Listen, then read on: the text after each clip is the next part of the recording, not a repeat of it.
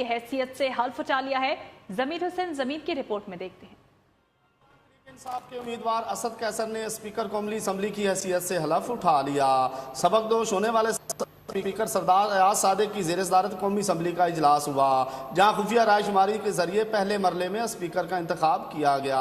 Voting کے دوران speaker قومی اسمبلی ایاز صادق کے دائیں بائیں باکس رکھے گئے تھے، جہاں پہ ووٹ ڈالنے کا عمل جاری رہا۔ پاکستان تحریک انصاف کی جانب سے اسد قیصر جبکہ اپوزیشن اتحاد کی جانب سے سید خورشید شاہ کو اسپیکر کے عہدے کے لیے نامزد کیا گیا تھا۔ دونوں شخصیات کے درمیان کانٹے دار مقابلہ رہا۔ اسد قیصر نے 176 جبکہ خورشید شاہ نے 146 ووٹ حاصل کیے۔ پول کیے گئے 330 ووٹوں میں سے 322 ووٹ منظور جبکہ 8 مسترد ہوئے۔ پولنگ کے نتائج کا اعلان کرنے کے بعد سردار ایاز صادق نے اسد قیصر سے اسپیکر قومی اسمبلی کا حلف بھی لیا۔